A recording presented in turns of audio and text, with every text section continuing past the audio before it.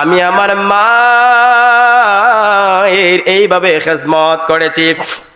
যেদিন আমার মা দুনিয়ার থেকে বিদায় নিয়ে চলে যাবে, যেদিন আমার মা এই পৃথিবীর জমিন থেকে বিদায় নিয়ে চলে যাবে গো, ওই দিন আমার মা আল্লাহর দরবারে দুইটা হাত বাড়াইয়া আমি সন্তানের জন্য দোয়া করেছে, আল্লাহ আমি আমার সন্তানের খেজমতে তার প্রতি সন্তুষ্ট, আমি আমার সন্তানের খেজমতে তার প্রতি খুশি।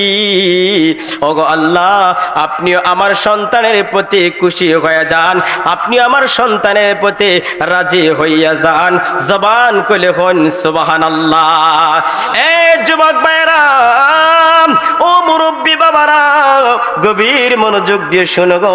দেখো দেখো যুবক, মায়ের খেজমত করার কারণে মা খুশি হয়ে গেল, মা রাজি হয়ে গেল, মা দুইটা হাত বাড়াইয়া দোয়া করেছে। আমার আল্লাহ মায়ের দোয়ার আল্লাহ কবুল করে নিয়েছেন। মা সন্তানের জন্য দোয়া করেছে, আল্লাহ আমার সন্তানকে আপনি দীর্ঘ হায়াত বাড়ায়া দেন। জবান খুলে হন সুবহানাল্লাহ। মায়ের দোয়া কবুল হয়ে গেল। মায়ের দোয়া কবুল হওয়ার কারণেই সন্তান একদিন নয়, দুদিন নয়, 4000-এর চাইতে বেশি হায়াত পেয়ে গেল। ওই সন্তান বলে, আমার মা দুনিয়ার থেকে বিদায় নিয়ে চলে গেলেন। মা যখন বিদায় নিয়ে চলে গেল রে, আমি সন্তান তখন বুঝতে পারলাম এই তামাম পৃথিবীটা আমার কাছে অন্ধকার হয়ে গেল। কারণ দেখবেন, যার মা নাই, দুনিয়ায় সব কিছু থাকার পরেও ওই সন্তানের বুকটা যেন শূন্য শূন্য লাগে। কথা বলেন ঠিক কিনা? মা দুনিয়ায় থাকতে বুঝতে পারবেন না, যখন মা দুনিয়ার থেকে বিদায় নিয়ে চলে যাবে রে যুবক ভাই, তখন বুঝতে পারবা মা কত বড় নিয়ামত ছিল। যুবক, মা যখন চলে যায়, যুবক মা হারা ব্যথায় রে চোখের পানি ছেড়ে ছেড়ে কান্দে, চোখের পানি ছেড়ে ছেড়ে কান্দে। মাকে গোসল দেওয়া হলো, কাফন পরানো হলো, দাফন পরানো হলো। দাফন দেওয়ার পরে যুবক বলে, রে আমার বাবার খেজমত করতে লাগলাম। আমার বাবা দুনিয়া থেকে যেদিন বিদায় নিয়ে চলে যাবেন, ওই দিন আমার বাবা আল্লাহর দরবারে দুইটা হাত বাড়াইয়া আমি সন্তানের জন্য দোয়া করেছে, আল্লাহ আমার সন্তানের প্রতি আমি রাজি খুশি, আমার সন্তানের প্রতি আপনি রাজি খুশি হয়ে যান, এবং এমন একটা জায়গায় আমার সন্তানকে ইবাদত করার ব্যবস্থা করে দাও, ইবাদত করার সুযোগ করে দাও, যেই জায়গার মধ্যে শয়তান যেতে পারবে না, শয়তান প্রবেশ করতে পারবে না। আমার আল্লাহ তাআলা ওই বাবার দোয়া কবুল কইরা নিল, ওই মায়ের দোয়া কবুল কইরা নিল। জবান খুলে হন সুবহানাল্লাহ। যে দোকিনি মা হাইরে আমায় করেছে লালন, আমায় করেছে লালন, আমি কেমনে দেব ওই দোকিনি মায়ের দাফন। মাগো তোমার মতো নয় না কেহ, আমায় বুকে টানি আদর করে মোচে না কে,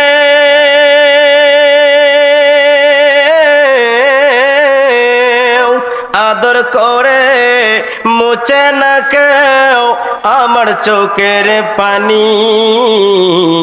হাইরে মা জননী আমার, হাইরে মা জননী।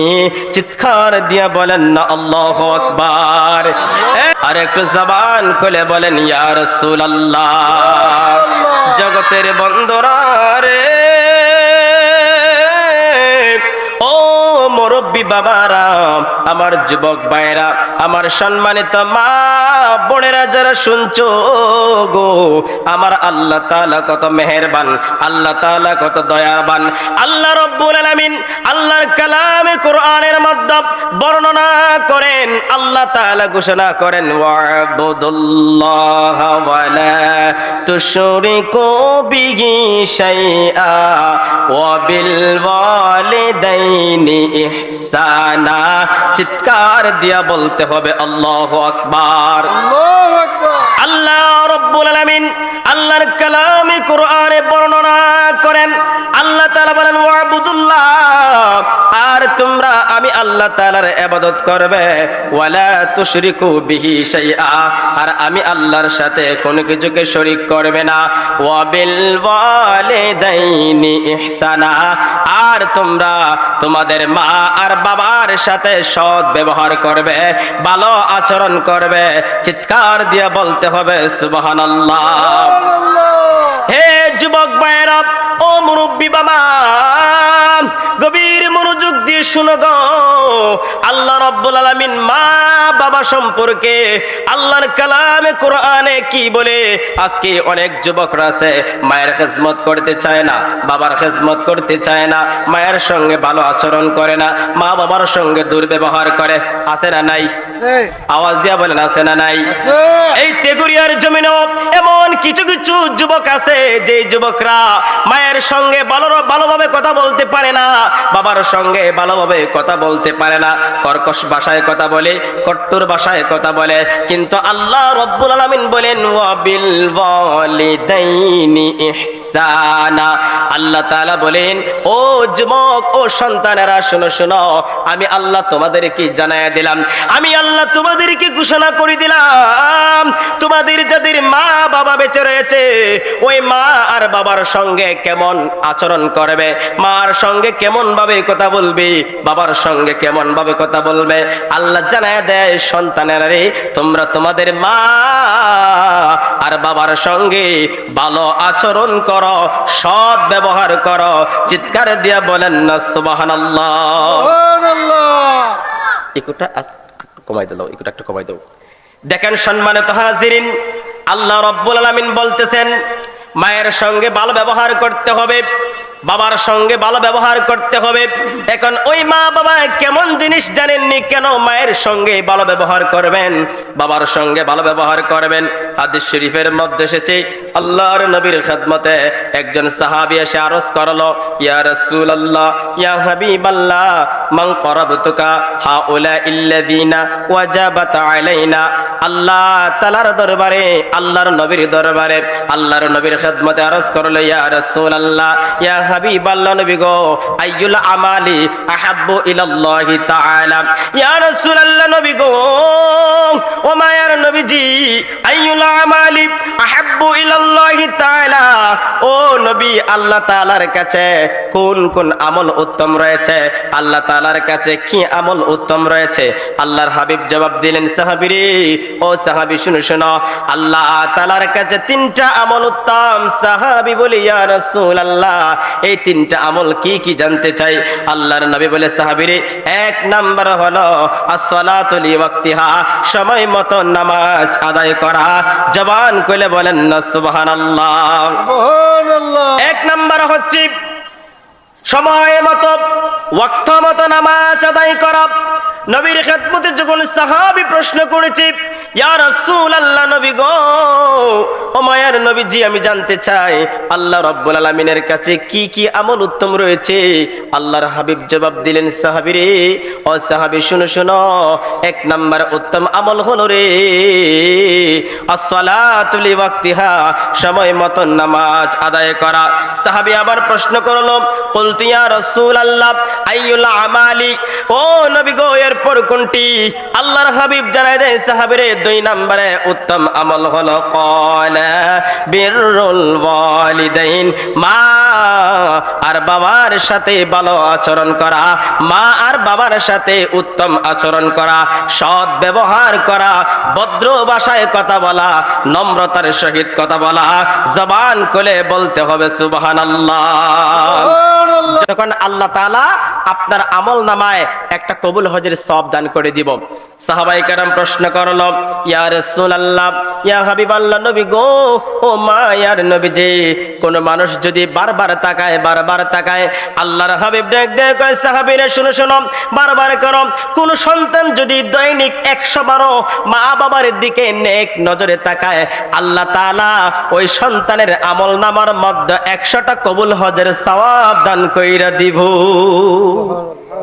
দেখেন, 100 হজের সওয়াব যদি আপনি দিনের ভিতরে 100 বারও তাকান, মহব্বতের সহিত, নেক নজরের সহিত যদি আপনি মা বাবার দিকে তাকাইতে পারেন, তাহলে মক্কা মদিনা যাইতে হয় না, হজ আপনার গড়ি আছে, মক্কা মদিনা আপনার গড়েই আছে। আপনি মক্কায় গিয়ে লাখ লাখ টাকা খরচ করে হজ করবেন, ওই হজ কবুল হইতে পারে আবার নাও হইতে, এর কোনো গ্যারান্টি নাই। মক্কা গেলে যে হজ কবুল হয়ে যাবে, কানায় কাবায় গেলে যে হজ কবুল হয়ে যাবে, এর কিন্তু গ্যারান্টি নাই।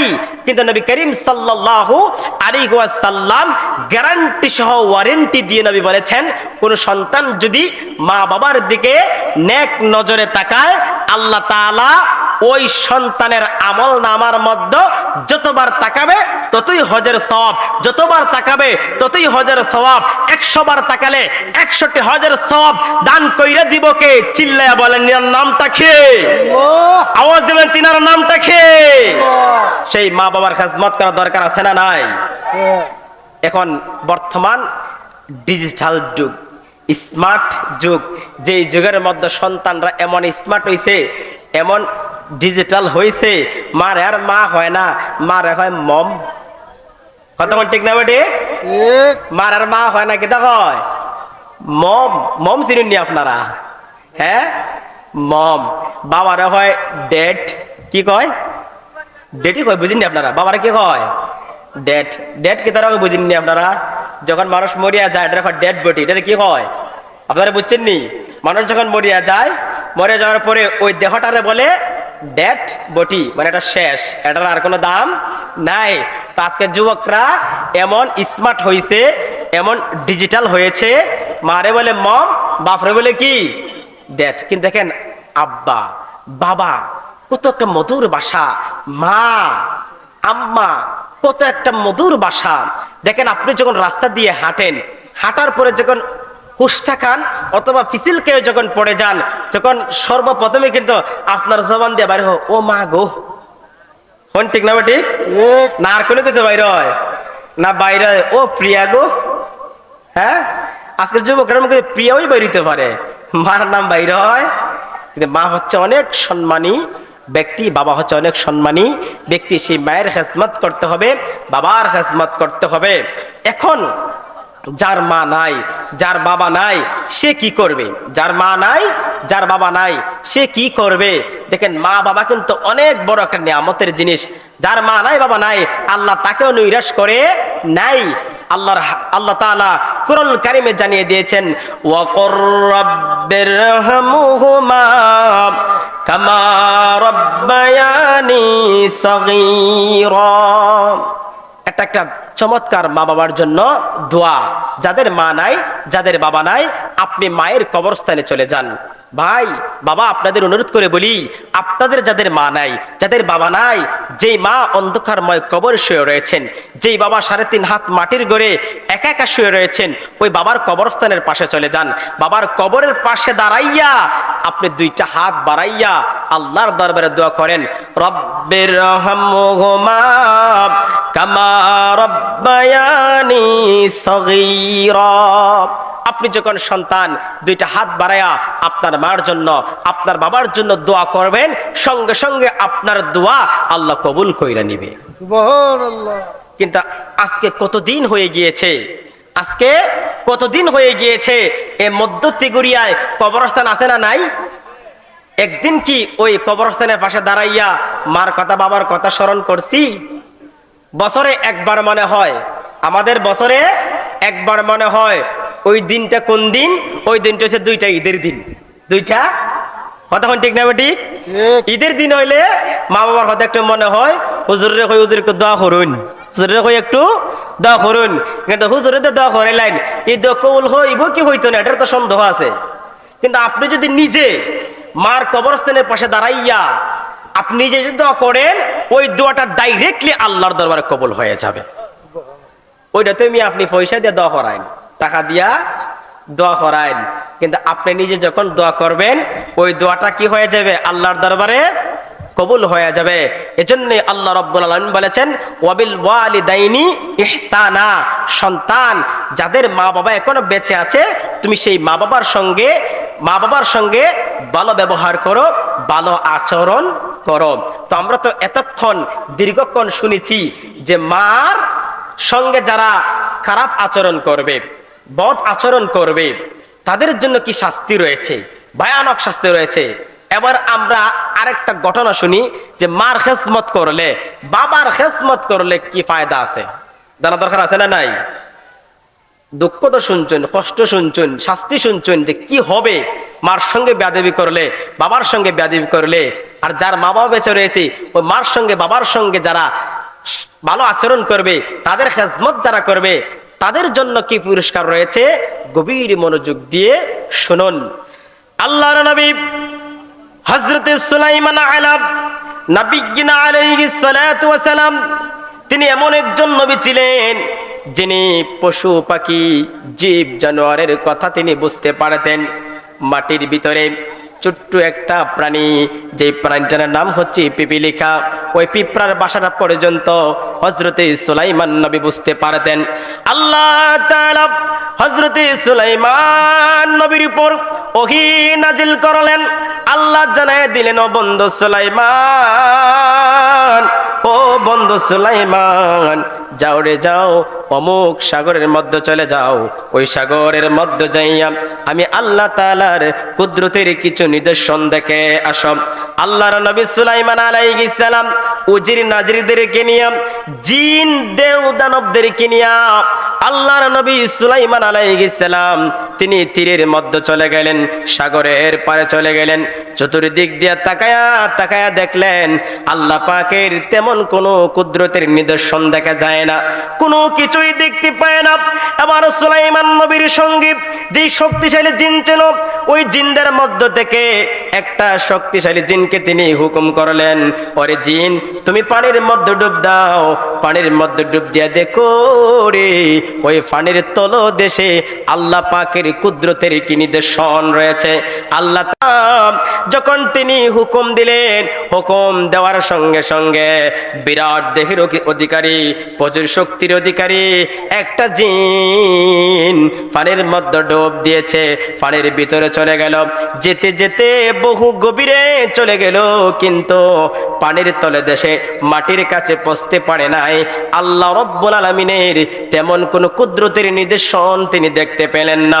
গভীর মনোযোগ দিয়ে শুনেন, দেখো রে বাবারা, মার খেজমত কেন করবেন, বাবার খেজমত কেন করবেন? ওই জিন সুলাইমান নবীর দরবারে আইসা ডাক দিয়া কয়, নবী সুলাইমান, আমি পানির বহু গভীরে গিয়েছি, কিন্তু মাটির কাছে পৌঁছতে পারি নাই। আল্লাহ রাব্বুল আলামিনের কুদরতের তেমন কোনো নিদর্শন দেখতে পেলাম না।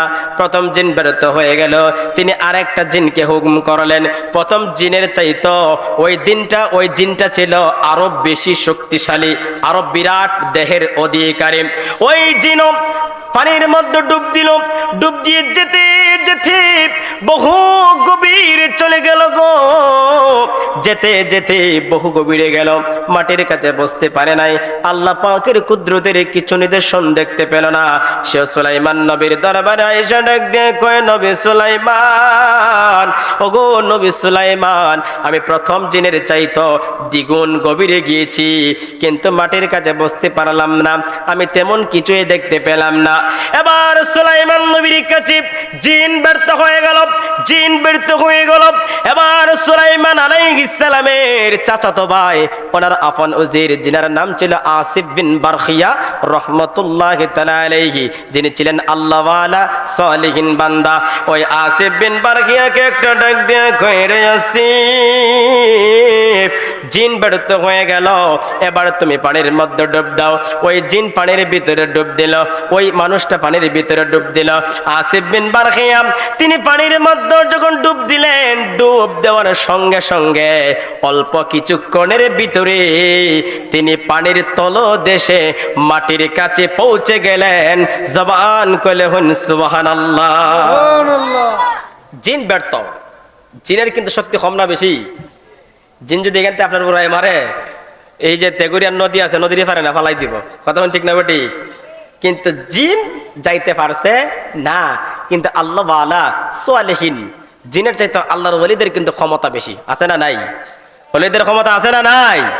কিন্তু আমরা দেশে কিছু মানুষ আছে ওলিদেরকে বিশ্বাস করে, ওলিয়া উলিয়ার মাজারা যাইতে দেয়, কতক্ষণ আছে না নাই? আসিফ বিন বারখিয়া পানির মধ্যে ডুব দিলেন, মাটির কাছে পৌঁছে গেলেন। মাটির কাছে পৌঁছে কি আসিফ বিন বারখিয়া তিনি আশ্চর্য হয়ে গেলেন। আশ্চর্য হয়ে গেলেন, তিনি যে দেখতেছেন পানির তলে দেশে মাটির কাছে রে চার দেয়াল বিশিষ্ট সবুজ রঙের একটা গম্বুজ দেখা যায়। মৌলা তোমার লীলার খেলা কেউ বোঝে না, বল মৌলা তোমার লীলার খেলা কেউ বোঝে না। তুমি কাউকে রাখো গাছ তলাতে, কাউকে রাখো বালাখানায়, মৌলা তোমার লীলার খেলা কেউ বোঝে না। আল্লাহ আল্লাহ আল্লাহ আল্লাহ আল্লাহ আল্লাহ। মূসা তোমার নবী ছিল, দূর পাহাড়ে চইলা গেল, খোদার নূরে পাহাড় জ্বলল, খোদার নূরে পাহাড় জ্বলে, মূসা নবী জ্বলে না। আল্লাহ তোমার লীলার খেলা কেউ বোঝে না। আল্লাহ আল্লাহ আল্লাহ আল্লাহ। মৌলা তোমার লীলার খেলা কেউ বোঝে না। তুমি কাউকে রাখো গাছ তলাতে, কাউকে রাখো বালাখানায়, মৌলা তোমার লীলার খেলা কেউ বোঝে না। আল্লাহ আল্লাহ লা ইলাহা ইল্লাল্লাহ মুহাম্মাদুর রাসূলুল্লাহ সাল্লাল্লাহু আলাইহি ওয়াসাল্লাম। এবার আসিফ বিন বারখিয়া রাহমাতুল্লাহি তাআলা আলাইহি তিনি দেখতেছেন ওই পানির তলদেশে চার দেয়াল বিশিষ্ট সবুজ রঙের একটা গম্বুজ তিনি দেখতে পেলেন। ওই গম্বুজটাকে আসিফ বিন বারখিয়া তাকায়া দেখে রে ওই পানির তলদেশে ওই গম্বুজের চারটা দরজা রয়েছে, চারটা দরজাই খোলা রয়েছে, অথচ খোলা থাকার পরও এক ফোঁটা পানি ওই গম্বুজের ভিতরে প্রবেশ করে না। জবান খুলে হন সুবহানাল্লাহ। আমাদের দেশে নৌকা আছে না নাই? চিনুন নি আপনারা নৌকা? নৌকা যদি রাত্রে আপনারা কয় নদীর মধ্যে বাঁধিয়া রাখুন, আর ছোট্ট একটা সুই পরিমাণও যদি ছিদ্র থাকে, সুই পরিমাণও যদি একটা ছিদ্র থাকে, ওই ছিদ্র দিয়ে পানি উঠতে উঠতে নৌকা কি যাইব? তখন কি হইব? নাকি ভাসমান থাকবো? নৌকা ডুবিয়া যাইব। কিন্তু ওই সাগরের তলদেশে চার দেয়াল বিশিষ্ট একটা গম্বুজ, যে গম্বুজের চারটা দরজাই খোলা, কিন্তু এক ফোঁটা পানি গম্বুজের ভিতরে প্রবেশ করে। এটাকে আশ্চর্য ধরনের ঘটনা না? কতক্ষণ ঠিক না ঠিক? এটা আশ্চর্য ধরনের ঘটনা। আসিফ বিন বারখিয়া তিনি নিজে আশ্চর্য হয়ে গিয়েছেন, এই পানির ভিতরে এই গম্বুজ কিভাবে দরজা খোলা অবস্থায় রয়েছে, এক ফোঁটা পানি ওই গম্বুজের ভিতরে প্রবেশ করে না।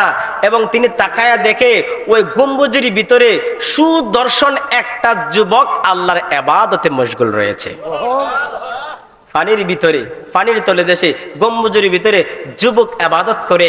এই যুবক এই ক্ষমতা কেমনে পাইছে সামনে গেলে বুঝতে পারবেন। এবার আসিফ বিন বারখিয়া ওই গম্বুজটাকে তিনি আসিফ বিন বারখিয়া আল্লাহর নবী সুলাইমান আলাইহিস সালামের সামনে উপস্থিত করলেন।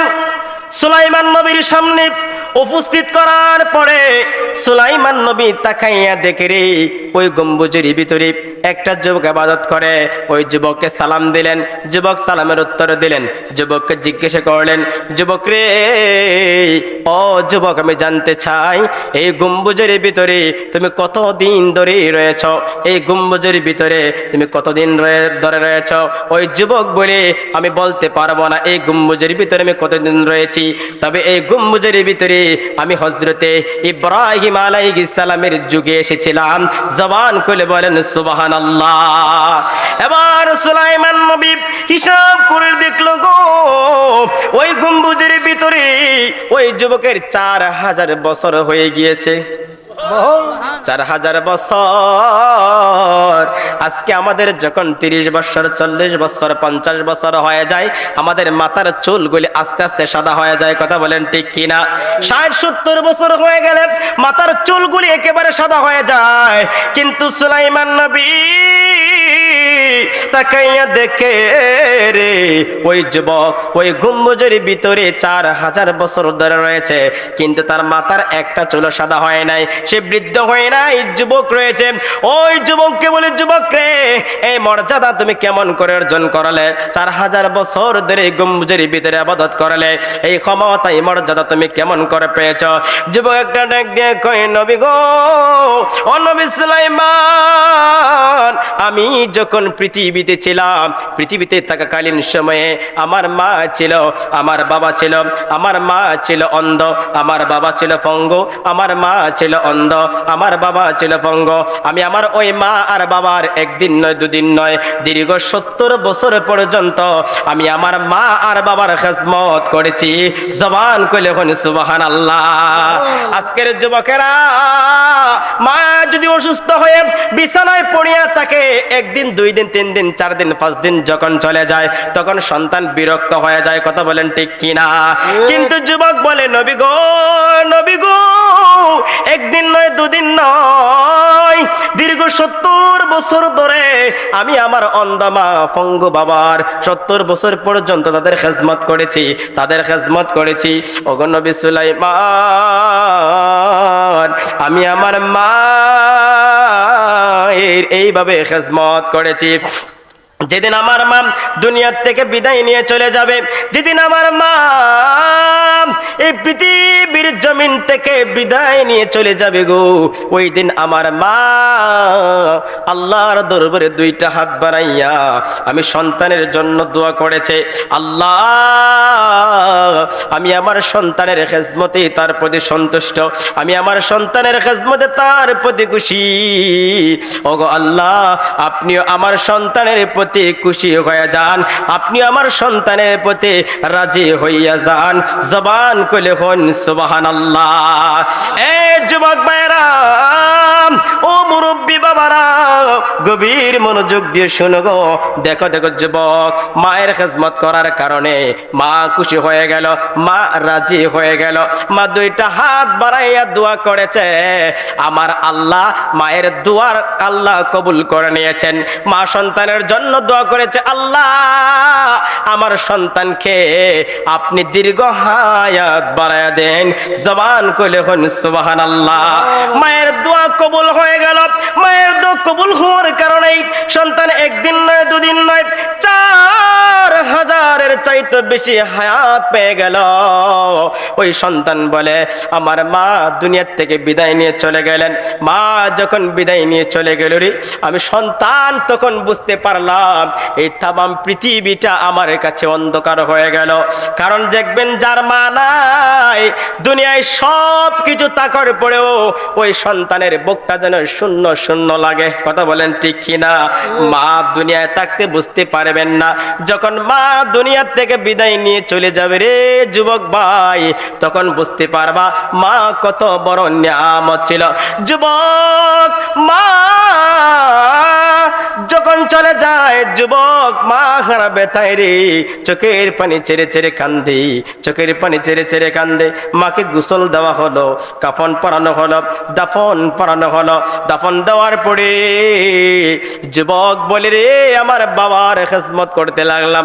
আমার বাবা দুনিয়া থেকে যেদিন বিদায় নিয়ে চলে যাবেন, ওই দিন আমার বাবা আল্লাহর দরবারে 2টা হাত বাড়াইয়া আমি সন্তানের জন্য দোয়া করেছে, আল্লাহ, আমার সন্তানের প্রতি আমি রাজি খুশি, আমার সন্তানের প্রতি আপনি রাজি খুশি হয়ে যান, এবং এমন একটা জায়গায় আমার সন্তানকে ইবাদত করার ব্যবস্থা করে দাও, ইবাদত করার সুযোগ করে দাও, যেই জায়গার মধ্যে শয়তান যেতে পারবে না, শয়তান প্রবেশ করতে পারবে না। আমার আল্লাহ তাআলা ওই বাবার দোয়া কবুল কইরা নিল, ওই মায়ের দোয়া কবুল কইরা নিল। জবান কইলে হন সুবহানাল্লাহ। যে দক্ষিণী মা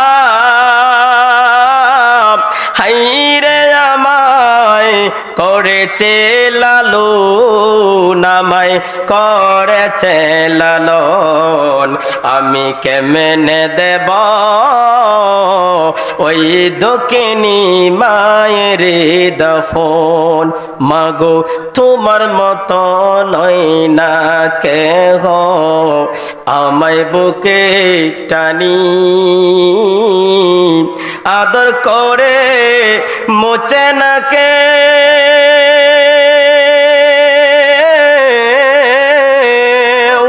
আদর করে মুছে না কেউ আমার চোখের পানি।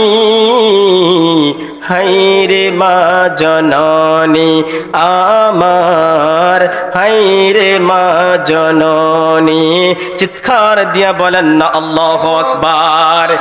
এ যুবক বন্ধু গভীর মনোযোগ, যুবক ডাক দিয়া বলে নবী সুলাইমান আমার বাবা দুনিয়া থেকে বিদায় নিয়ে চলে গেল। আল্লাহর দরবারে দোয়া করেছেন। আমার বাবাকে দাফন কাজ করার পরে আমি এই সাগরের তীরে আসলাম। এই সাগরের তীরে আসার পরে হঠাৎ করে আমি শুনতে পেলাম কে যেন আমাকে বলে রে, কে যেন আমাকে ডাক দেয়া বলতেছে, যুবকরি ওই যে একটা গম্বুজ দেখা যায়, ওই গম্বুজের ভিতরে তুমি প্রবেশ করো। ওই যে গম্বুজের ভিতরে আমি প্রবেশ করেছি, ওই দিন থেকে আজকের এই দিন পর্যন্ত ওই নদীর তলদেশে আমি আল্লাহ তাআলার ইবাদতে মশগুল রয়েছি। জবান খুলে হন্না সুবহানাল্লাহ। এবার নবী সুলাইমান ডাক দিয়ে কই, যুবক রে, ও যুবক, আমি জানতে চাই দীর্ঘ 4000 বছর ধরে এই গম্বুজের ভিতরে তুমি ইবাদতে রয়েছো, মশগুল রয়েছো, কিন্তু কাবার তুমি কোথায় থেকে পাও, কাবার কোথায় থেকে পাও? যুবক বলে, গো নবী, একটা পাখি তার টুটে করে কিছু হলুদ রঙের কাবার নিয়ে আসে, আর ওই পাখির টুটির মধ্যে যে সামান্য কাবার নিয়ে আসে, ওই কাবারকে আমি জীবন নির্ধারণ করি, এবং ওই কাবারের মধ্যে এত বরকত রয়েছে, ওই কাবারের মধ্যে এত স্বাদ রয়েছে, তামাম পৃথিবীতে যত কাবার রয়েছে সমস্ত কাবারের চাইতো ওই কাবারের মধ্যে স্বাদ বেশি। চিল্লা বলেন সুবহানাল্লাহ। এবার নবী সুলাইমান আসিফ বিন বারখিয়াকে ডাক দিয়া বলে, রে আসিফ বিন বারখিয়া, যাও রে যাও, তাকে আবার জায়গায় নামায়া দাও। ওনাকে নামাইয়া দেওয়া হলো। আর সুলাইমান নবী ওনার সাথীদেরকে ডাক দিয়া বললেন, ও সাথীরা, ও সঙ্গীরা, দেখো রে, যারা মায়ের খেদমত করেছে, যারা বাবার খেদমত করেছে, মায়ের খেদমত করার কারণে, বাবার খেদমত করার কারণে আমার আল্লাহ তাআলা ওই যুবকের হায়াত বাড়িয়ে দিয়েছে। ওই যুবককে আমার আল্লাহ তাআলা এমন একটা জায়গায় ইবাদত করার ব্যবস্থা করে দিয়েছে যে জায়গার মধ্যে শয়তান যেতে পারলো না, শয়তান প্রবেশ করতে পারলো না, একমাত্র মা আর বাবার খেদমতের কারণে। কথা বলে